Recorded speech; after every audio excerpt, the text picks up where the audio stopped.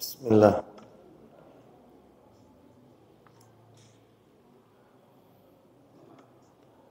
Assalamualaikum warahmatullahi wabarakatuh.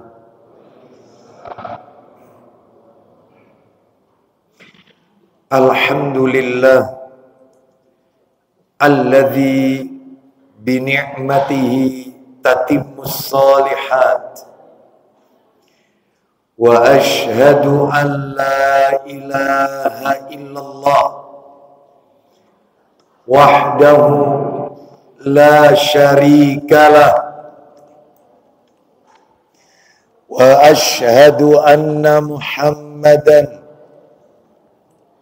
abduhu wa rasuluh. Ya ayyuhalladzina amanu taqullaha haqqa tuqatih wa la tamutunna illa wa antum muslimun. Amma ba'du, fa inna asdaqal hadisi kitabullah wa khairal hadi hadi Muhammadin sallallahu alaihi wasallam wa syarral umuri muhdatsatuha wa kullu muhdatsatin bid'ah wa kullu bid'atin dhalalah wa kullu dhalalatin finnar. Ikhwan wa akhwati fillah, bapak-bapak, ibu-ibu, kaum muslimin dan muslimah,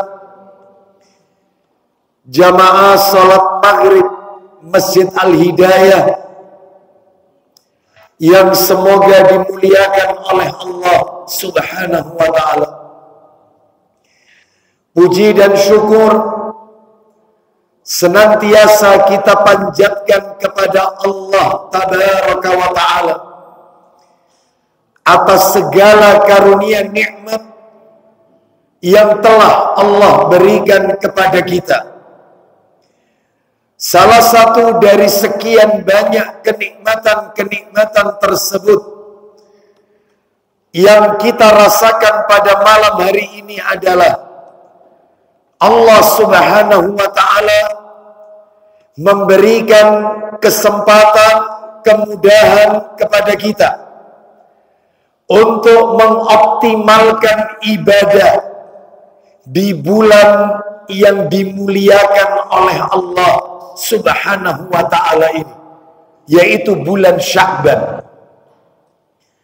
Sebagaimana Nabi sallallahu alaihi wasallam, beliau pernah bersabda ketika menjelaskan tentang keutamaan bulan Sya'ban.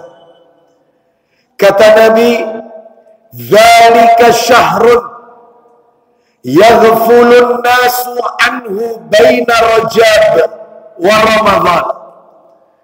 Bulan Sya'ban adalah bulan yang sering dilupakan oleh banyak orang, yang letaknya antara Rajab dengan Ramadan, dan kita sekarang ada di tengah-tengahnya, yaitu Sya'ban. Kata para alim ulama bahwasanya menghidup-hidupkan waktu yang sering dilalaikan, dilupakan oleh banyak orang, maka pahalanya besar, Bapak Ibu sekalian. Jadi kalau tadi Nabi mengatakan bulan Sya'ban ini bulan yang dilalaikan oleh banyak orang, yang letaknya antara Rajab dengan Ramadan, seakan-akan Nabi hendak memberitahukan kepada kita bahwasanya ketika di bulan Rajab banyak kaum muslimin meramaikan bulan Rajab dengan memperbanyak ibadah. Karena memang bulan suci, bulan haram. Salah satu dari 4 bulan yang disucikan oleh Allah, Rajab. Apalagi Ramadan, diisi dengan taraweh, dengan witir, dengan tadarus Quran. Ya, semua orang pada berpuasa karena hukumnya wajib, dirame-ramekan. Sa'ban di tengah-tengah sepi. Makanya Nabi menghidup-hidupkan bulan Sya'ban dengan memperbanyak puasa sunnah di bulan Sya'ban. Kenapa? Karena menghidupkan waktu yang sering dilupakan orang, ganjarannya besar. Contoh, jangan jauh-jauh, tahajud. Di saat manusia terlelap dengan tidurnya, ada yang sebagian orang menghabiskan waktu malamnya untuk begadang. Ada juga sebagian orang yang menghabiskan waktu malamnya, na'udzubillah, untuk maksiat. Tapi kita mengerjakan sholat pada malam tersebut. Makanya Bapak Ibu gak usah kaget. Satu-satunya sholat sunnah yang Allah cantumkan dalam Al-Quran, ya cuma tahajud. Sholat sunnah gak ada dalam Al-Quran, kecuali tahajud. Itu ada di surat Al-Isra. Ini menunjukkan sholat tahajud memiliki keutamaan. Karena menghidupkan waktu yang sering dilupakan, dilalaikan orang. Termasuk Sya'ban. Maka mari saya menghimbau kepada diri saya dan mengajak kepada diri saya dan mengajak kepada para jamaah sekalian untuk menghidup-hidupkan bulan Sya'ban ini dengan mengoptimalkan ibadah. Salah satunya puasa sunnah. Lalu Nabi menjelaskan berikutnya tentang keistimewaan Sya'ban. Kata Nabi, bulan Sya'ban itu adalah, yaitu bulan wa huwa syahrun turfa'u fihi al-a'malu ila rabbil alamin. Bulan di mana seluruh amalan seorang hamba naik, terangkat, diterima oleh Allah, dilaporkan oleh para malaikat. Dan Bapak Ibu harus tahu yang namanya pelaporan amal, malaikat melaporkan seluruh amal ibadah kita itu hanya 3 waktu Bapak Ibu, hanya 3 waktu. Yang pertama ada yang setahun sekali. Kapan? Sya'ban, sekarang waktunya, bulan pelaporan amal. Yang kedua Senin dan Kamis. Makanya Nabi tidak pernah meninggalkan saum, puasa sunnah Senin Kamis. Dan yang ketiga sehari 2 kali, subuh dengan asar, di mana malaikat bersilih bergantian melaporkan amalan kita, subuh ke asar, asar ke subuh. Oleh karena itu Sya'ban ini bulan pelaporan amal. Jadi yang kita lakukan, yang panjenengan lakukan, bulan kemarin Rajab, mundur Jumadil Tsani, mundur Jumadil Ula, mundur Rabiul Akhir, mundur Rabiul Awal, mundur lagi Safar, mundur lagi Muharram, mundur lagi Zulhijjah, Zulqa'dah, sampai ketemu Sya'ban lagi, Ramadan. Maka itu pelaporannya setahun sekali Sya'ban ini. Nanti bulan depan ketemu Ramadan, Syawal, Zulqa'dah, Zulhijjah, ya, Muharram, Safar, Rabiul Awal, Rabiul Akhir, Jumadil Ula, Jumadil Tsani, ya, Rajab, Sya'ban, naik lagi setahun. Mudah-mudahan seluruh amal ibadah kita semuanya diterima oleh Allah SWT. Lalu kemudian Nabi menjelaskan lagi keistimewaan bulan di mana kita sedang berada di dalamnya ini adalah, kata Nabi, fa'uhibbu an yurfa'a amali wa ana sha'im. Maka aku senang ketika amalku diangkat, aku sedang dalam keadaan berpuasa. Oleh karena itu, maka mari kita menggemarkan puasa sunnah di bulan Sa'ban ini. Puasa apa itu? Ya Senin Kamisnya ditingkatkan, Ayyamul Bidnya ditingkatkan, kalau bisa ditambahi lagi puasa Daud.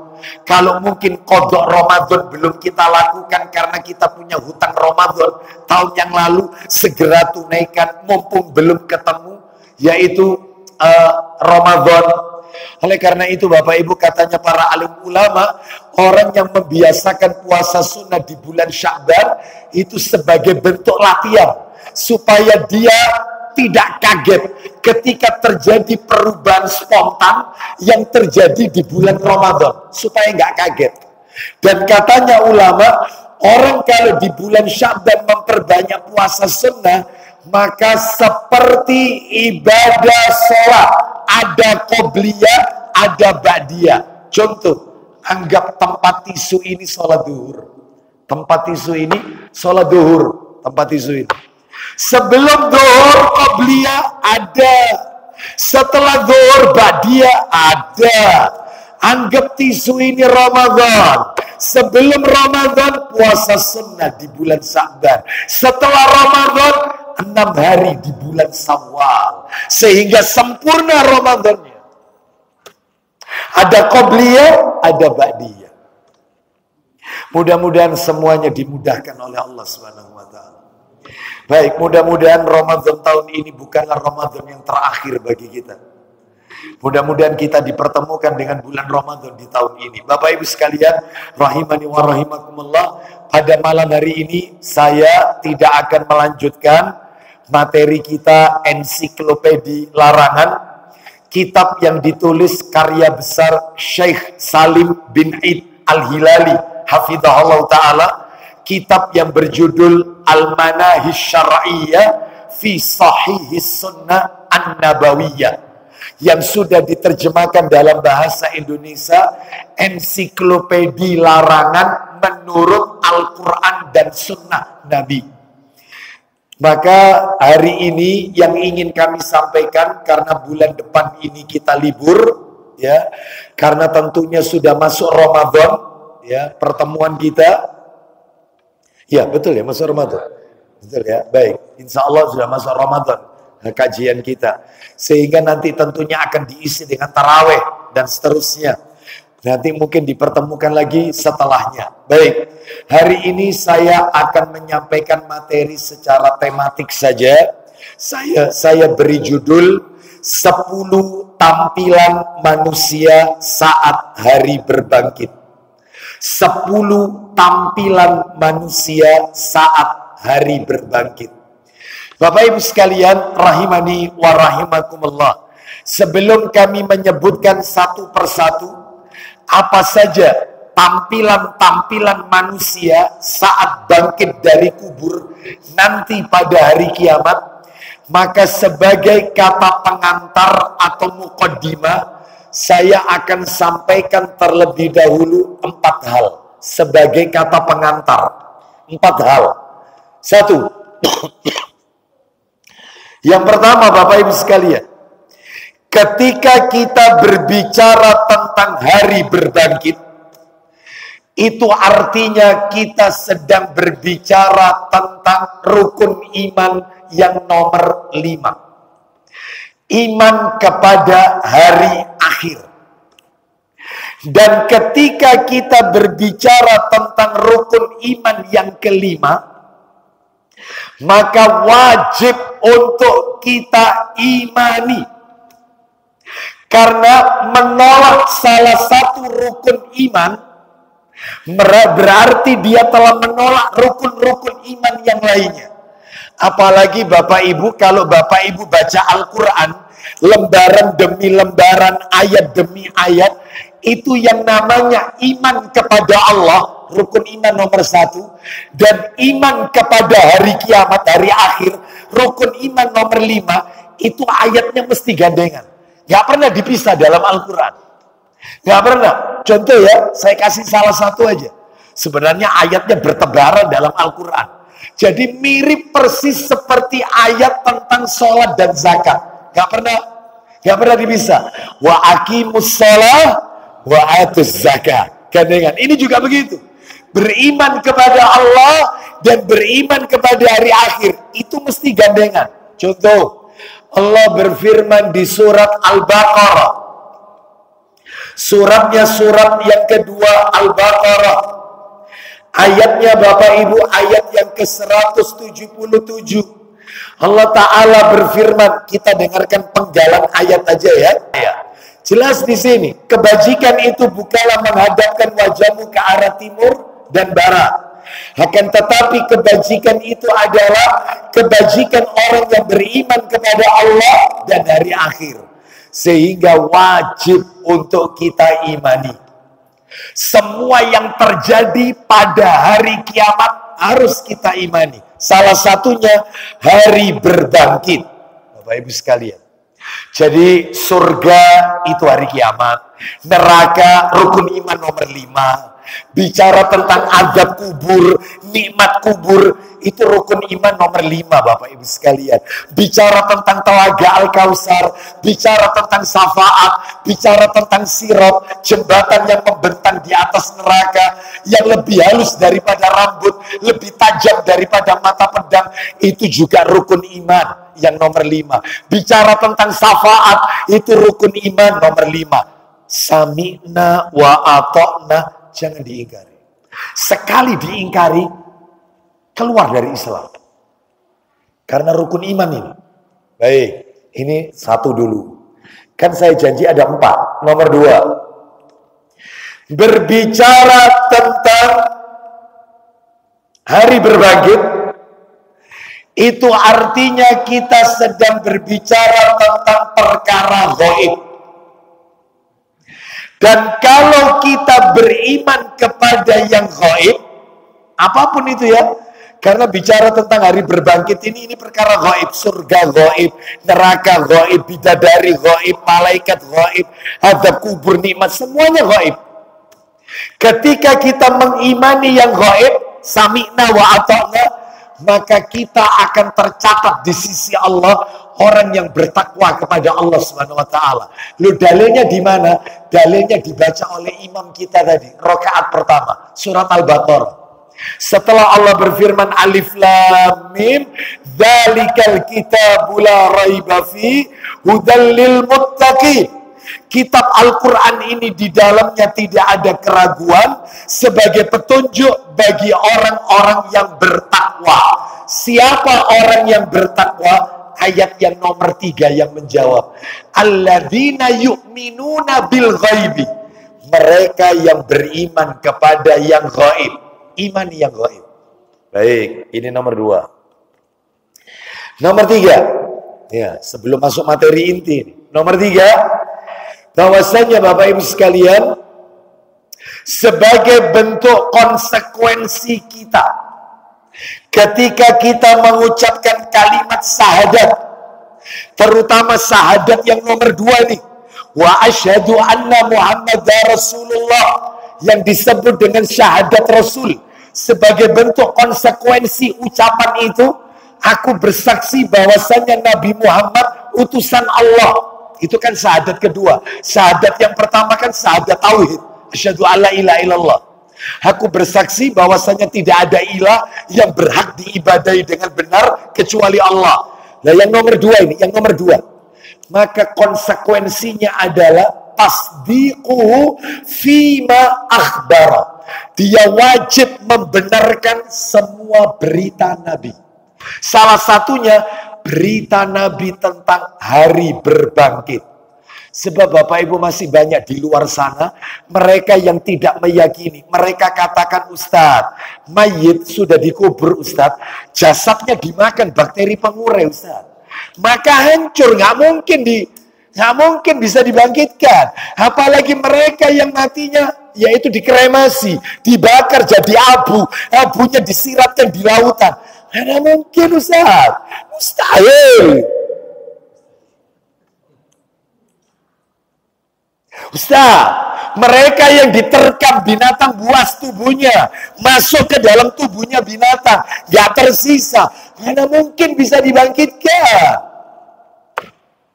Berarti mengingkari hari, meragukan kekuasaannya Allah Azza wa Jalla. Bapak Ibu sekalian, rahimani wa rahimakumullah. Ini menunjukkan bukti kepada kita, kita imani saja. Samina wa ta'na.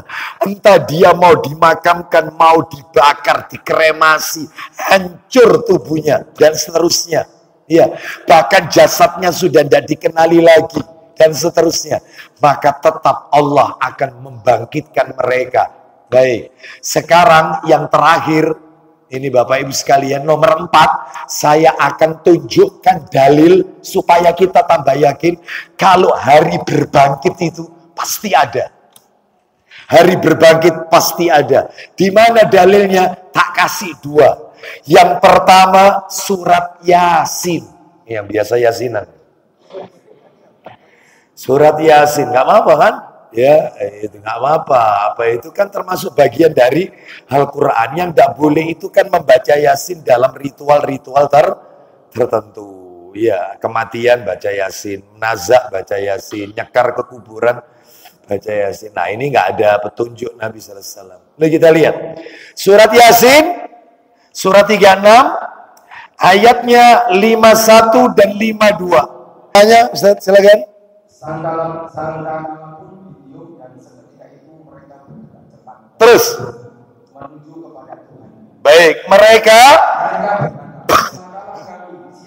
Stop. Sebentar. Ulang lagi. Sangkakala. Ulang lagi 51-nya. Sangkala pun ditiup dan seketika itu mereka bergerak cepat dari kuburnya menuju kepada Tuhan. Stop.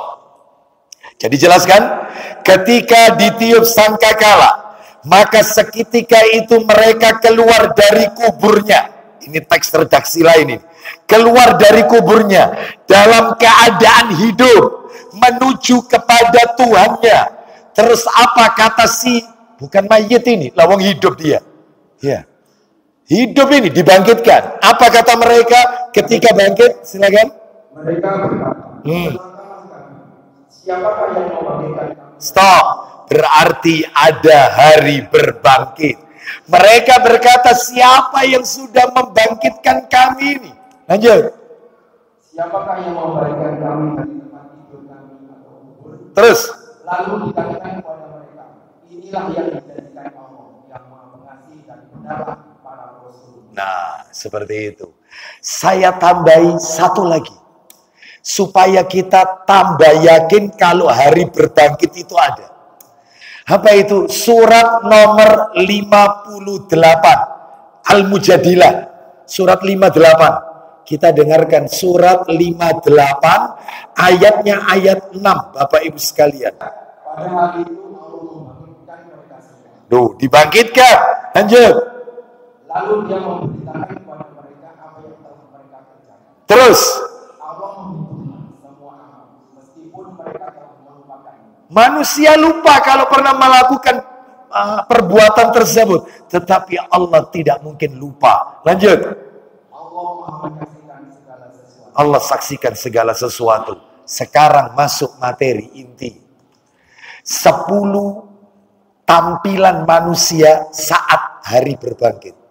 Jadi bangkit dari kubur itu macam-macam, Pak. Wajahnya. Dari 10 ini yang 7 konotasinya jelek. Yang 3 bagus. Kita sebutkan yang jelek dulu.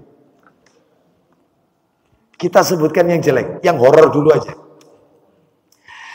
Yang baik belakangan. Baik. Apa itu? Bangkit dari kubur, tampilan manusia saat hari berbangkit. Yang jelek ya, 7. 1. Nah, ini.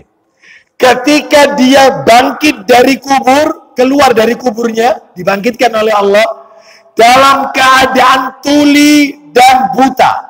Padahal sebelumnya dia nggak tuli, nggak buta. Jadi bangkit dari kubur nggak kelihatan. Sopo iki Ustaz orangnya Ustaz? Sabar. Nanti tak tunjukkan siapa orang ini. Jadi bangkit tuli buta, nggak kelihatan. Bapak Ibu tahu siapa orang yang seperti ini? Orang yang seperti ini bangkit dari kubur tuli dan buta adalah orang yang ketika semasa hidup di dunia suka memutus silaturahim. Gak kenal dulur. Bukan mutus ukhuwah Islamiyah loh ya, silaturahim yang ada kaitannya sama nasab, garis keturunan, ya, darah-darah karena ada nasab, ya. Rebut saduluran. Nah, seperti itu. Maka dia nanti bangkit dalam keadaan tuli buta. Ada dalilnya? Ada. Kita dengarkan firman Allah Quran surat nomor 47. Muhammad ayat 22 dan 23. Surat 47 ayat 22 dan 23. Oh, jelas sekali ini. Allah Ta'ala berfirman, silakan. Maka apakah sekiranya kamu berkuasa? Terus. Kamu akan berbuat kerusakan di bumi dan memutuskan hubungan kekeluargaan. Bagaimana itu ancamannya? Mereka itu orang-orang yang dikutuk. Stop. Mereka dilaknat oleh Allah yang suka memutuskan kekeluargaan. Poinnya, lalu dibuat rugi pendengarannya dan dibutakan penglihatannya. Jelas. Tuli dan buta. Suka mutus hubungan kekerabatan. Penyebabnya apa? Banyak. Di antaranya warisan yang ditunda-tunda pembagiannya. Ya, biasanya lagi penyebabnya usaha keluarga yang dikelola tidak transparan. Ya, bisa jadi juga yaitu penyebab retaknya silaturahim. Di antaranya adalah iri, dengki, sakduluran. Ada yang satunya kaya, yang satunya miskin, ya, dan seterusnya, iri. Ya. Ada lagi yaitu keluarga yang ngeselin kalau datang ke rumah kita, sehingga kita tidak mengharap dia datang ke rumah kita. Contohnya, dia kalau datang ke rumah kita suka nyacat. Ya, misalnya lihat anak kita, anakmu kok kurung-kurung ini, gak kon kayak mana anak. Jadi kalau datang itu mesti nyacat, sehingga kita yang didatangi wis ojo teko hari, wis ojo teko, wis garan mati mangkel ya. Ada nggak keluarga yang kayak gini? Ada. Nanti apa lihat apa? Kau niki lho, aku mereni ping 3 tahun niki tembokmu gak tahu koncet ta. Ada keluarga itu kalau utang suka ndak bayar, ada ndak? Sehingga dia kalau datang kita intip, teko mana wong iki. Ada ndak model kayak gini? Ngeselin karena kalau pinjam nggak pernah bayar. Apakah ini harus diputus? Enggak. Ada keluarga itu yang suka mencemarkan nama baik kita, karena narkoba, pinjaman online dan seterusnya, judi online dan seterusnya. Apa kita putus? Nah, jangan diputus. Sekali Anda putus, Pak, Bu, saya kan pernah nyampaikan dalam bahasa kasar saya, Anda ribut sama tetangga, dampaknya tidak besar. Tapi ribut sama famili, misanan, keponakan, besan, mertua, yaitu ribut sama keluarga. Itu katanya Nabi, kitabnya di sana, Sahih Targhib jilid 5. Kalau mau dicek, itu daftar isinya haramnya memutus silaturahim. Itu kata Nabi, sekalipun kita beramal ibadah apapun nggak diterima oleh Allah. Meskipun Anda umrah tiap bulan, haji tiap tahun, nggak akan diterima oleh Allah. Nggak akan diterima. Anda ribut sama tetangga, nggak kayak gini dampaknya. Tapi ribut sama misanan, ribut sama ponaan, besar. Jangan, meskipun dia menjengkelkan, tetap jalin, tetap. Meskipun kamu menjengkelkan, tetap berbuat baik. Sanggup kira-kira? Insya Allah gak sanggup. Gimana Pak? Insya Allah sanggup. Ya. Siapa ini? Nomor 1. Iya. Nomor 2, Bapak Ibu. Yang kedua adalah 2 dan 3 jadi 1. Yang nomor 2 berwajah muram.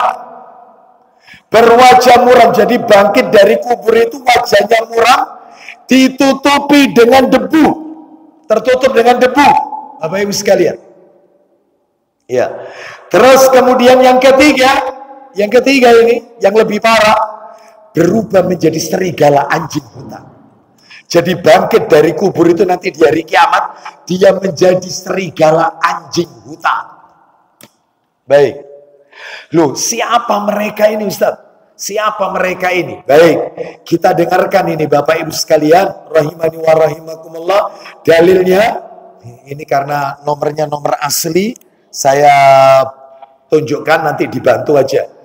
Sahih Bukhari, nomornya Sahih Bukhari nomor 3350. Ini yang sudah kita download ini aja. Sahih Bukhari. Nah, ini ketemu. Sahih Bukhari, saya bacakan dulu teks Arabnya. Sahih Bukhari nomor 3350. An Abi Hurairah radhiyallahu anhu qala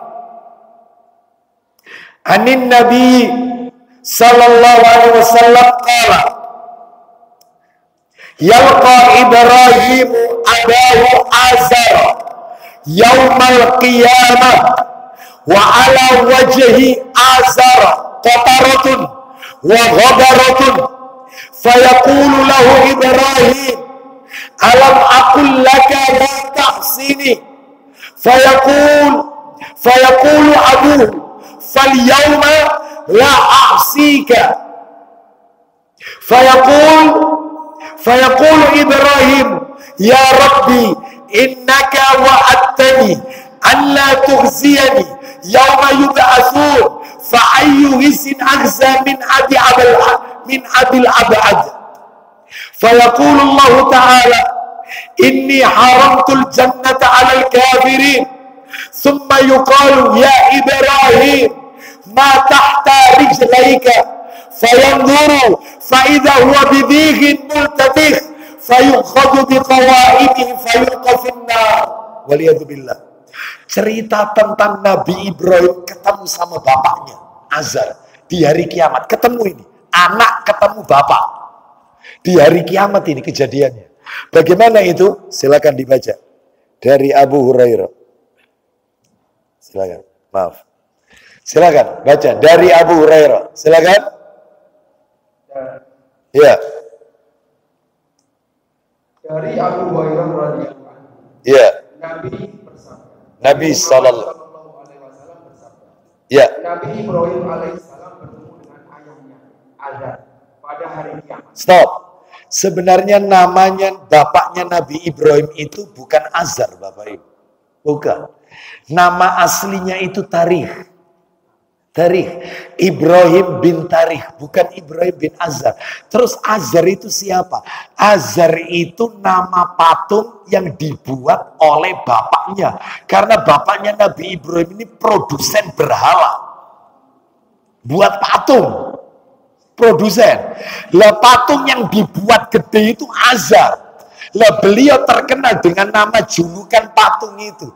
Nama aslinya Tarikh sebenarnya itu. Tarikh. Baik, nggak apa-apa. Kita lanjutkan. Ibrahim ketemu sama bapaknya Azar. Lanjut. Nabi Ibrahim alaihissalam bertemu dengan ayahnya Azar pada hari kiamat. Terus. Ketika itu wajah Azar ada debu hitam. Terus. Nah, Ibrahim berkata, itu kurang sebenarnya terjemahnya. Selain ditutupi debu hitam dan ditutupi dengan kegelapan. Jadi tertutup debu dan penuh dengan kegelapan. Nah, lalu Ibrahim bilang sama bapaknya, namanya anak, Iba, sama bapaknya. Apa katanya Ibrahim alaihi salatu wassalam? Lanjut. Bukankah aku sudah katakan kepada aku? Silakan. Agar ayah tidak menentang aku. Bukankah dulu waktu di dunia sudah aku katakan kepada ayah, jangan membangkang, jangan menolak apa yang aku serukan. Apa kata bapaknya? Lanjut. Bapaknya berkata, ya. Hari ini aku tidak akan menentangmu. Kasep. Telah. Nasi sudah jadi, adab sudah di depan mata baru sadar. Kenapa tidak dari dulu sadarnya? Nyesel itu mesti di akhir, nggak mungkin ada di awal. Giliran kayak gini, hari ini aku tidak akan membangkang. Yaitu bahasa kletek, kasep. Ya, kita kepingin yang kayak gini nih. Mumpung dikasih hidup, maka manfaatkan hidup kita untuk ibadah. Jangan nanti giliran dari kiamat, pengen dihidupkan lagi di dunia, pengen beramal soleh. Telah. kemana saja selama ini kita hidup. Baik ya, Bapak Ibu tahu apa kata Nabi Ibrahim? Saking ibanya anak. Lihat bapaknya. Silakan, lanjut. Kemudian Ibrahim berkata, Iya. wahai Rob, Ya Rob. engkau sudah berjanji kepadaku untuk tidak menghinakan aku. Stop. Ulang lagi. Ya Rob. Wahai Rob. Engkau sudah berjanji kepadaku untuk tidak menghinakan aku pada hari berbangkit. Stop. Ya Allah. Engkau telah berjanji kepadaku bahwasanya engkau tidak akan menghinakan aku. Lanjut. Nanti saya jelaskan dikit. Silakan. Lalu kehinaan apa lagi yang lebih hina daripada keberadaan Bapakku yang jauh dari itu? Mana kehinaan yang bagaimana lagi? Ya. Apa ini dengan melihat bapakku yang jauh dengan aku. Artinya bapakku mendapatkan seperti ini, penuh ditutupi kegelapan, tutupi debu, hitam gelap, seperti itu. Ustadz, sebentar, apa ada itu? Allah pernah berjanji kepada Nabi Ibrahim bahwasanya engkau tidak akan dihinakan nanti di hari kiamat. Kok tadi katanya Ibrahim nuntut? Artinya dia mengatakan, mengungkapkan itu, engkau telah berjanji tidak akan menghinakan aku. Ada Bapak Ibu. Di mana itu? Nanti dicek ya. Nanti dicek. Nanti aja diceknya. Suratnya nomor 26. Asyura. Asyura apa Asyu'ara ya? Surat nomor 26 itu. Asyura ya. Asyura ya. Surat 26 pokoknya. 26. Asyura. Surat 26. Betul ya Asyura ya? Ayat ya betul ya? Asyu'ara. Asyu'ara berarti. Surat nomor 26. Asyu'ara. Asyu'ara. Ya. Kalau Asyura itu surat nomor 40. Hah? 42 ya? 42. Ini yang surat nomor 26. Surat nomor 26.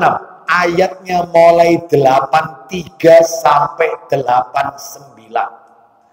Disitulah nanti Bapak Ibu akan temukan bahwasannya Nabi Ibrahim meminta kepada Allah untuk tidak dihinakan nanti di hari kiamat. Baik, kita lewati. Lanjut, teruskan jalan ceritanya. Silakan. Allah Ta'ala berfirman, Nah, ini. Apa katanya Allah Azza wa Jalla? sesungguhnya aku mengharapkan surga bagi orang-orang kafir. Aku haramkan surga bagi orang-orang kafir. Lanjut. Lalu dikatakan kepada Ibrahim, Apa kata Allah kepada Nabi Ibrahim? wahai Ibrahim, apa yang ada di kedua telapak kakimu? Coba kau lihat apa yang ada di bawah kedua kakimu itu. Ternyata, lanjut. Maka Ibrahim melihatnya yang ternyata ada seekor anjing hutan yang kotor. Terus. Maka anjing itu diambil kakinya, lalu dibuang ke neraka. Baik. Ternyata di bawah kaki Ibrahim ada seekor dhikh. Dhikh itu serigala anjing hutan. Yang kakinya ditangkap lalu dilemparkan ke neraka. Siapa ini? Bapaknya Nabi Ibrahim berubah menjadi serigala, anjing hutan. Orang-orang kafir, mereka akan berubah menjadi anjing-anjing neraka. Berubah. Tampilan pada hari berbangkit. Karena ini hukuman untuk orang kafir. Itulah orang kafir. Ya, yang menyerupai seperti bapaknya Nabi Ibrahim alaihissalatu wassalam. Baik, jadi sudah 3 ya. Yang pertama tadi tuli, buta. Nomor 2 ditutupi debu, penuh kegelapan. Yang nomor 3 berubah menjadi serigala. Siapa ini? Orang kafir. Nomor 2 dan nomor 3 itu orang kafir. Nomor 4 sekarang. Ya nomor 4. Bangkit dari kubur, kepalanya kepala keledai. Wajahnya keledai atau kepalanya kepala keledai. Siapa ini? Mereka orang-orang yang ketika sholat berjamaah suka mendahului imam. Ya. Atau memperlambat dari imam. Minta tolong saya Targhib jilid 1. Saya Targhib jilid 1, ya. Siapkan nomornya 242. 242. 242. Ayo, cepat dikit terus. 242. 242. Ceket ya buku anu ya. Nah, iya. Iya. 242. Silakan dibaca ya. Bersih-bersih gitu bukunya. Dan tidak ada yang rusak. Sering disetrika rupanya. Silakan. Nah, silakan. Dari Muawiyah radhiyallahu anhu.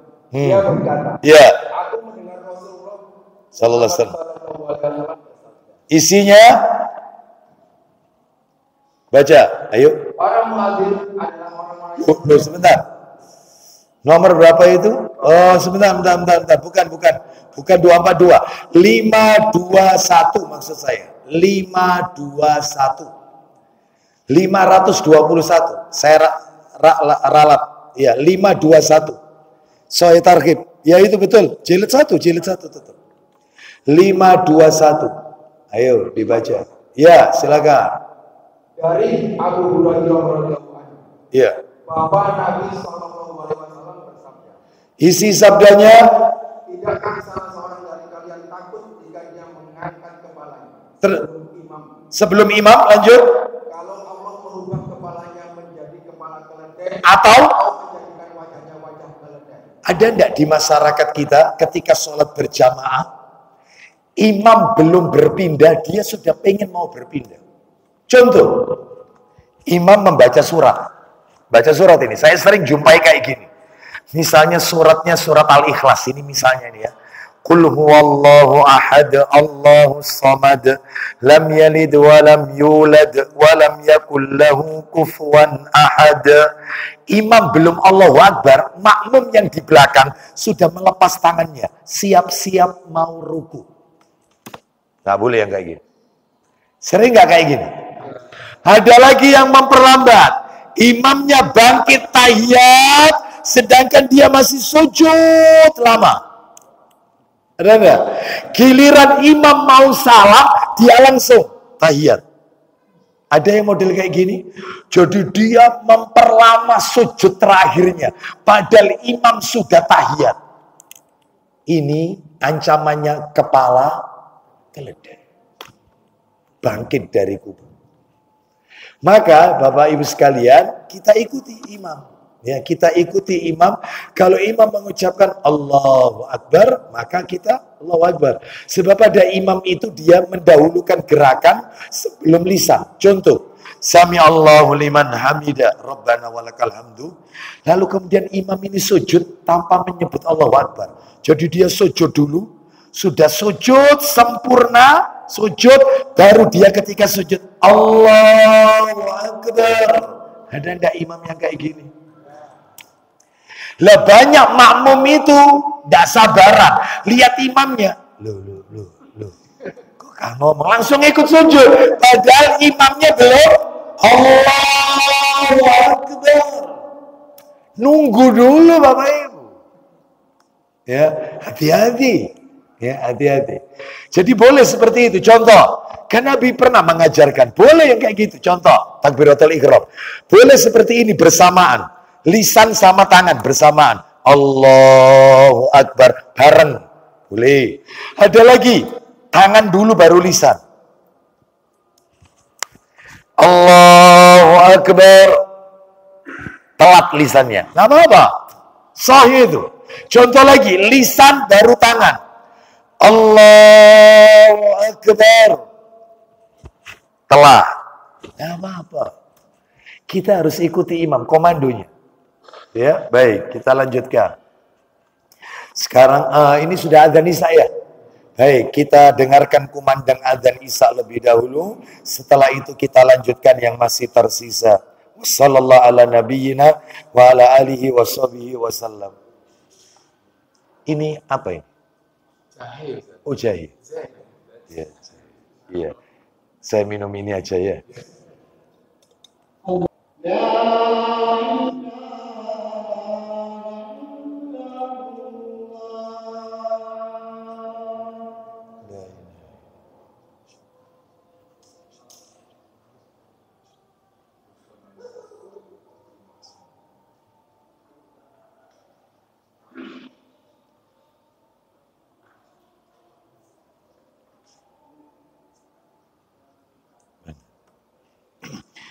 Alhamdulillah, wassalatu wassalamu ala rasulillah wa ba'd.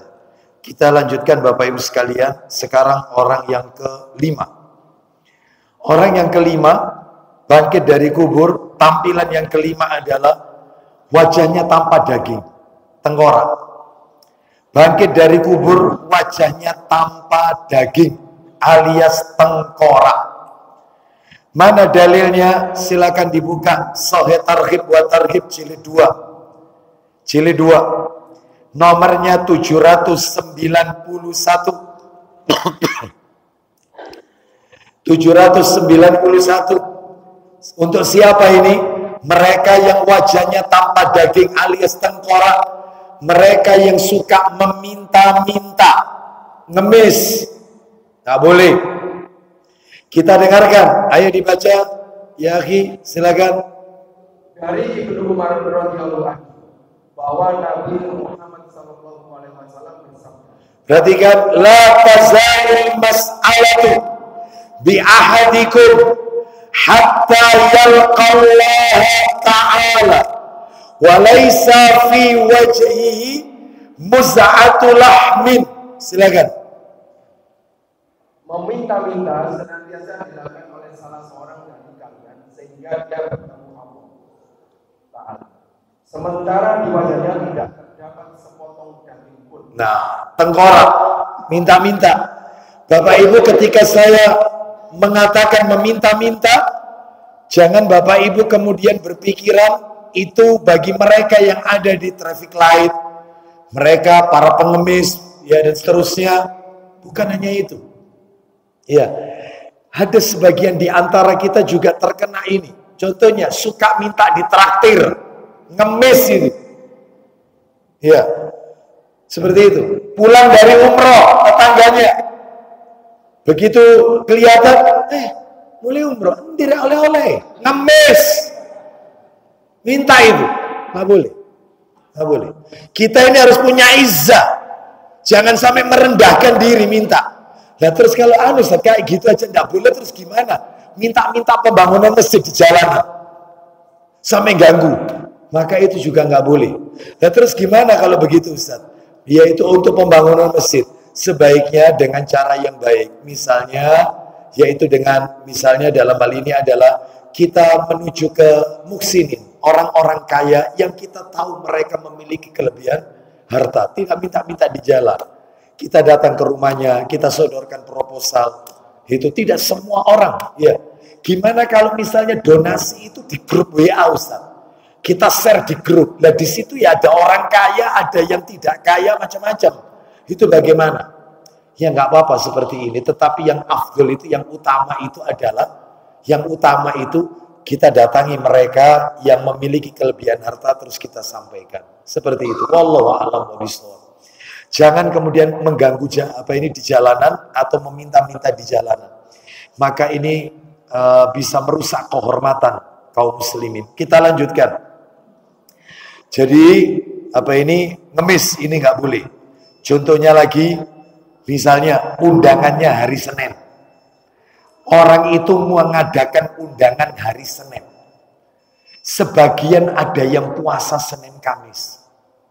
Sohibul bed nawari, silakan diunjuk, ayo dicicipin, silakan makanannya. Orang ini bilang, loh kenapa kok enggak diunjuk? Saya insya Allah lagi stop. Oh ya Allah lagi puasa toh. Iya, anu aja ya, saya tak bungkus saja. Ngemis, ngemis, minta kamu, ya nggak boleh seperti itu. Bisa aku jawab mentahani wae. Nah ini juga sama. Ya, minta mentahnya ya. Hei, nggak boleh ini. Kita lanjutkan. Ya, termasuk rebutan minta amplop untuk milih pemimpin. Aneh, ibu-ibu ini aneh. Terutama banyak wanita-wanita itu ya. Aneh. Dikasih suami tiap bulan 1 juta. Komplain. Ini dikasih 300 untuk 5 tahun. Senengnya luar biasa. Ada nggak yang kayak gini? Antri itu untuk dapatkan amplop. Karena suap kan itu kan? Iya, dikasih 300 untuk 5 tahun. Ya, seneng. Ya, hati-hati lo, itu dosa lo itu yang sudah terlanjur nerima. Ya, tobat itu. Kita lanjutkan. Sekarang yang nomor 6. Yang nomor 6 Bapak Ibu sekalian, bangkit dari kubur berubah menjadi kera dan babi. Keluar dari kubur, bangkit kera dan babi. Siapa mereka ini? Agak banyak orangnya. Agak banyak. Siapa saja? Ayo, tolong dibuka Sahih Targhib wa Tarhib jilid 4. Ayo, jilid 4. Sahih Targhib jilid 4 nomor 1864. 1864.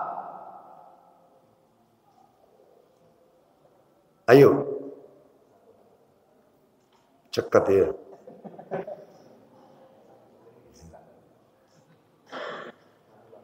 Satu 1864. Cepat dikit. 1864. Silakan. Dari Ubadah bin Asy'ab radhiyallahu anhu. Iya. Nabi Rasulullah SAW beliau bersabda. Walladzi nafsi biyadi. Nabi bersumpah ini ya. La yabitanna unasun min ummati ala asyarrin wa batarin wa la'ibin wa lahwin. Silakan. Demi roh yang jiwaku ada di tangannya. Silakan. Akan ada orang-orang dari umatku yang bersikap durjana dan congkak. Stop. Yang pertama bersikap durjana, congkak, arogan, angku, takabur, sombong. Ini satu ini. Yang pertama. Yang kedua, main-main dan berbuat sia-sia. Suka menghabiskan waktunya untuk perbuatan yang sia-sia, tidak berguna, nggak ada manfaat, nggak ada manfaatnya. Nomor dua, lalu mereka menjadi kera dan babi karena mereka. Stop. Lalu mereka menjadi, ulang lagi. Lalu mereka menjadi kera dan babi. Stop. Dah ya, sudah dua loh ini, masih ada lanjutannya soalnya. Jadi yang pertama berbuat congkak, arogan, sombong, takabur, angkuh, bahasa kletek, begedut. Ya, ini sudah nggak keluar lagi di bahasa ini ya. Punah ini sudah, begedut ini. Ya. Yang kedua, kan ada orang itu sombong karena ilmunya, sombong karena keberhasilannya, sombong karena kekayaannya, sombong karena jabatan kedudukannya. Banyak. Yang nomor dua itu tadi suka berbuat sia-sia. Yang nomor tiga, lanjut, yang jadi kera dan babi ini nanti. Nomor tiga. Lalu mereka menjadi kera dan babi. Terus, yang nomor tiga apa? Mereka menghalalkan. Karena mereka menghalalkan apa-apa yang diharamkan. Stop. Mereka suka menghalalkan apa yang diharamkan oleh Allah. Sudah jelas haram, dihalalkan. Nomor tiga. Nomor empat. Memanggil perempuan-perempuan penyanyi. Stop. Suka mengundang biduan wanita. Ini. Apapun itu. Loh Ustaz, penyanyi itu tidak harus perempuan loh Ustaz. Laki-laki itu juga banyak loh. Jadi penyanyi. Bapak Ibu harus tahu. Ya. Bahwasannya dulu di zaman Nabi itu tidak ada penyanyi. Laki itu nggak ada. Semua penyanyi itu perempuan di zaman Nabi itu. Makanya semua hadis Nabi itu biduan wanita. Penyanyi wanita, karena nggak ada laki-laki nyanyi di zaman Nabi. Jadi katanya Ibnu Taimiyah rahimahullah dalam Majmu' Fatawa, kalau di zaman sekarang ada laki-laki terus memegang mic dan dia berlenggak-lenggok menyanyi, itulah banci. Meskipun jenggotan Ustaz, mau pakai gaya apapun, mau yang gini, banci. Banci. Nggak ada, nggak boleh. Semua penyanyi laki perempuan dilarang. Profesi nyanyi ini haram hukumnya, ya. Baik. Jadi ini haram hukumnya. Lanjut terus gak? Minum khamar. Bahkan mereka memberi nama khamar itu bukan sesuai nama aslinya. Dikasih nama-nama yang menarik. Ya, topi miring. Ya, terus ada yang nggak miring gitu ya. Tequila, vodka. Gitu. Ustaz kok apa? Dikasih tahu saya. Ya, bir bintang gitu ya. Macam-macam ya. Macam-macam sudah namanya itu ya. Lanjut teruskan. Makan riba. Itu saya kan sudah pernah menyampaikan. Itu jangan dianggap riba itu ada di perbankan. Di sekitar kita ini banyak terjadi riba.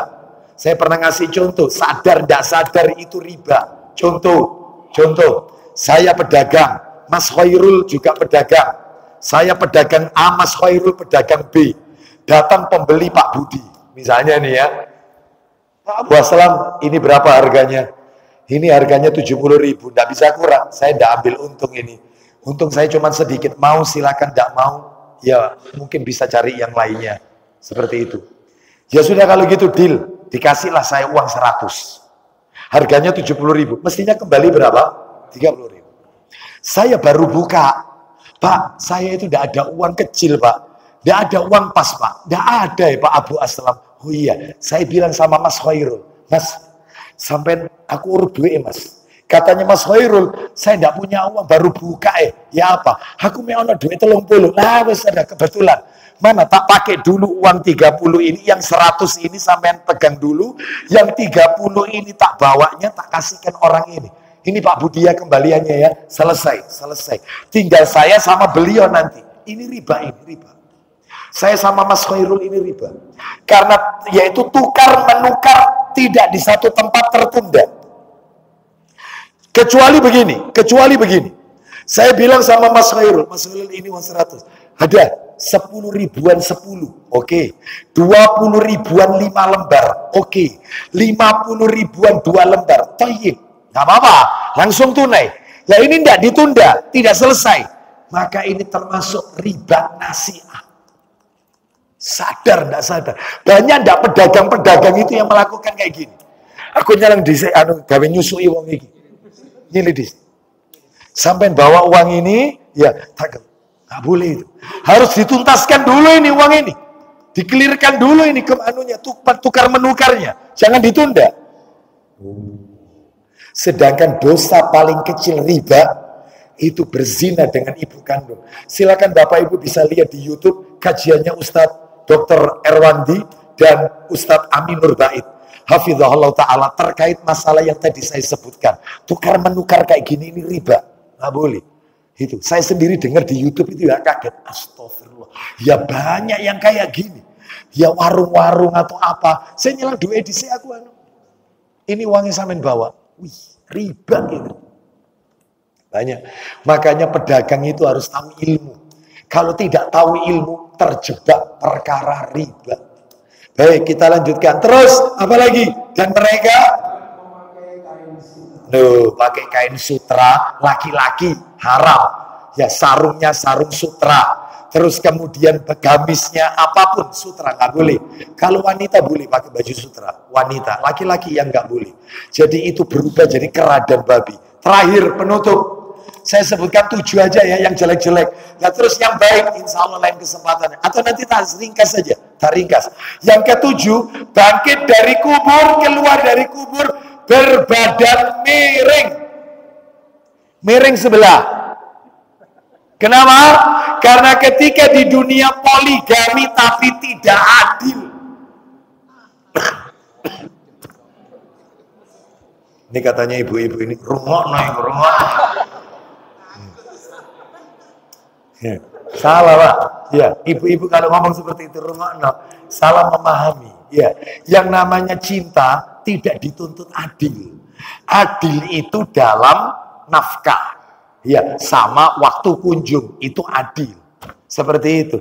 Tapi kalau masalah cinta, istri pertama umur 50, istri kedua umur 30. Ternyata dia lebih cinta sama yang umur 50 tahun. Perlu dibawa ke psikiater. Pasti hang. Gak ada. Yang namanya orang pasti jatuh sama yang lebih muda. Rasul aja dikomplain. Apa kata istri Nabi yang lain? Kau lebih mencintai Aisyah daripada kami. Nabi dikomplain. Istri-istrinya datang kepada Rasul. Kau lebih mencintai Aisyah ketimbang kami. Itu ada dalilnya itu. Riwayat Bukhari itu. Nuntut istrinya Nabi. Urusan cinta gak bisa adil. Gak bisa. Yang dituntut adil itu. Dengarkan ibu-ibu. Heran saya. Ya. Yang dituntut adil itu adalah yang tadi saya sebutkan tadi. Gak usah diulang lagi ya. Bapak Ibu sekalian. Rahimani wa rahimakumullah. Kita lanjutkan. Jadi tadi apa? Berbadan miring. Mana dalilnya?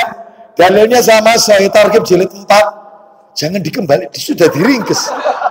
Masya Allah. Ini ya, nomornya ditoto. Nanti aja noto itu. Ya. 19 ya, ini sering ditoto airnya. Lengket-lengket ya. 1949. Ayo. Sahih Targhib wa Tarhib 1949. Ya, silakan. Ayo, tafadhol. Dari Abu Hurairah radhiyallahu anhu bahwasanya Rasulullah sallallahu alaihi wasallam bersabda. Iya, silakan. Barang siapa yang mempunyai dua istri, terus lalu dia tidak adil terhadap mereka berdua. Terus niscaya ia datang pada hari kiamat kelak dalam keadaan sebelah badannya jatuh miring. Miring. Jadi kalau nanti di hari kiamat ada yang badannya miring. Yes, gitu yes. Ini pasti Cikalang gitu ya. Jalan Cikalang ya. Ya, betul ya.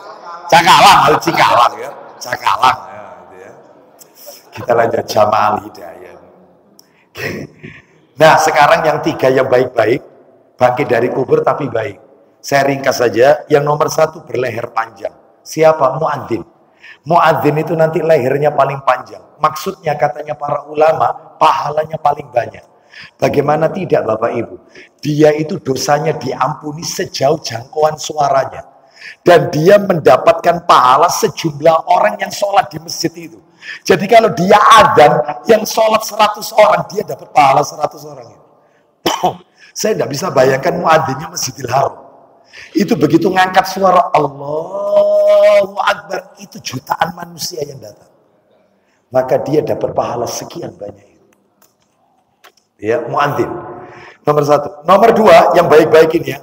Bangkit dari kubur penuh luka berdarah. Luka berdarah dan berbau kesturi. Siapa? Mereka yang mati syahid. Syuhada. Mati syahid. Dan Bapak Ibu harus tahu, mati syahid itu ada 3 Bapak Ibu. Syahid itu ada 3. Ingat-ingat ya, ujian keluar ini. Syahid itu ada 3. Apa itu? 1. Syahid di dunia, syahid di akhirat. Di dunia, syahid dunia, syahid di akhirat. Siapa ini? Orang yang terbunuh di medan perang melawan orang kafir.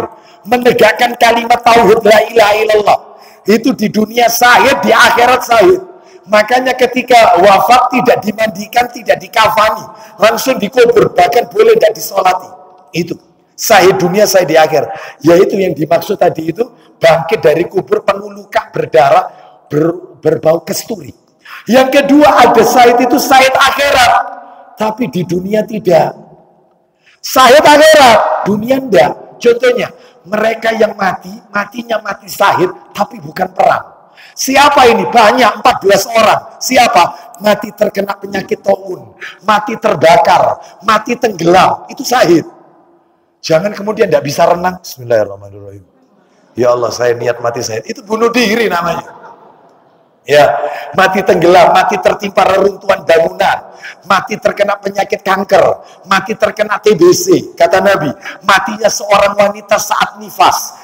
Ibunya, bayinya selamat, ibunya meninggal dunia, syahidah ini. Seperti itu. Terus kemudian mati membela harta dan keluarga. Dibegal, dia tewas. Hartanya dicuri. Dia mempertahankan hartanya, tewas. Maka ini syahid. Gimana kalau misalnya sebaliknya Ustaz? Dia mempertahankan diri, ya, mempertahankan diri, ternyata dia bisa mempertahankan diri. Dia justru memukul mundur lawannya, mati. Ya, karena dia disakiti, lalu dia menyerang, mati musuhnya. Itu katanya Rasul, orang itu dapat pahala yang mati masuk neraka. Tapi kalau di negeri kita, dowo urusannya. Ya, panjang, masih hukum kan? Nyawa soalnya. Tapi di Islam dapat pahala dia. Dapat pahala. Karena mempertahankan diri soalnya. Karena dia disakiti. Ya. Seperti kasus di mana itu? Ya. Jadi Bapak Ibu sekalian, jadi ini menunjukkan kepada kita ada syahid di akhirat, bukan syahid dunia. Karena dia tidak berperang. Lah yang nomor 3, naudzubillah, syahid di dunia namun tidak syahid di akhirat. Loh, siapa ini? Kebalikannya, di dunia mati syahid. Tapi di akhirat bukan mati syahid. Masih mending nomor 2 daripada nomor 3 ini. Siapa mereka? Mereka yang berada di kancah peperangan, tapi melakukan pencurian ghanimah.